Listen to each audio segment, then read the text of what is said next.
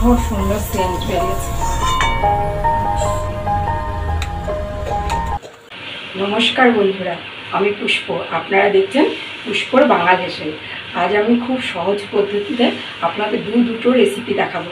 তো চলুন দেখাই আমি প্রথম রেসিপির জন্য কি কি উপকরণ রেখেছি। আমার আজকের রেসিপি কি জোরে লাগলো বাবারে বাবা।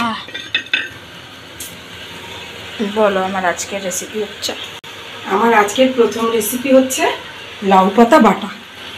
শিলনোড়ায় বাটতে হবে বলে বাটা খাবো না তা কি হতে পারে? আমি প্রথমে লাউ পাতাটাকে পরিষ্কার করে ধুয়ে কুচিয়ে একটু লবণ দিয়ে ভাপিয়ে নিয়েছি। আমি কিন্তু জলটা ফেলে দিইনি, ওই জলটুকুর মধ্যেই ভাপিয়েছি।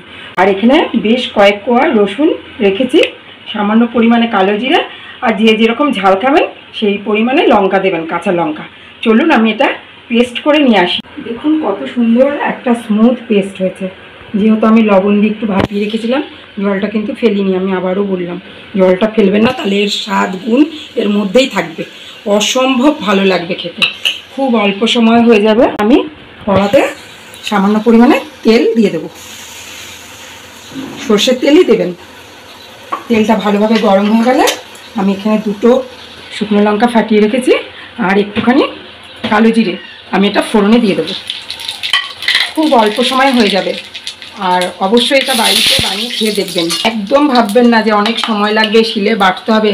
শিল ছাড়াও মিক্সিতেও আমরা বাটতে পারি। আমরা নারী, আমরা পারি। তো আমি আরও একটা এর সাথে সাথে কথা বলবো আপনাদের। এটা খেতে যতটাই টেস্টি সুস্বাদু, এটা থাকলে এক থালা ভাত এমনি নিমিশেই খাওয়া হয়ে যাবে। কিন্তু এটা খেলে না আরেকটা উপকার খুব হবে। একদিন প্লিজ আপনারা ট্রাই করে দেখবেন। এটা কি বলুন তো, এটাতে যেহেতু রসুন আর কালো জিরেটা দেওয়া রয়েছে, সেই জন্য খুব দ্রুত গা হাত পা ব্যথা থাকলে কমে যাবে। অবশ্যই খাবেন গা হাত পা ব্যথা থাকলে এটা। আর মুখে রুচি ফেরাতেও কিন্তু অনেক সাহায্য করে। খুব অল্প সময় হয়ে যাবে। আশা করি আমার এই রেসিপি আপনাদের খুব ভালো লাগবে, খেয়ে একদিন দেখবেন। এবার আমি পরিমাণ মতন লবণ এতে দিয়ে দেবো। মাথায় রেখে লবণটা দেবেন, কেননা আমি সেদ্ধ করার সময় সামান্য পরিমাণে লবণ দিয়ে সেদ্ধ করেছিলাম।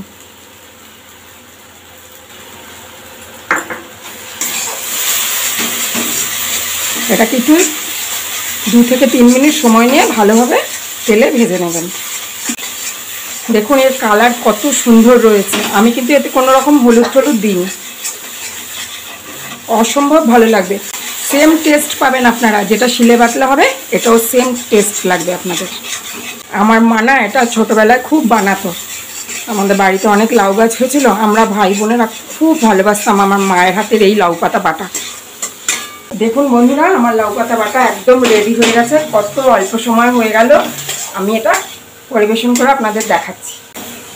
কি অসম্ভব সুন্দর সেন্ট বেরিয়েছে। আমাদের লাউ পাতার বাটা একদম রেডি। গরম গরম ভাতের সাথে পরিবেশন করবেন। আর দেখতে থাকবেন পুষ্পর বাংলাদেশে। ফিরে আসছি পরের ভিডিওতে।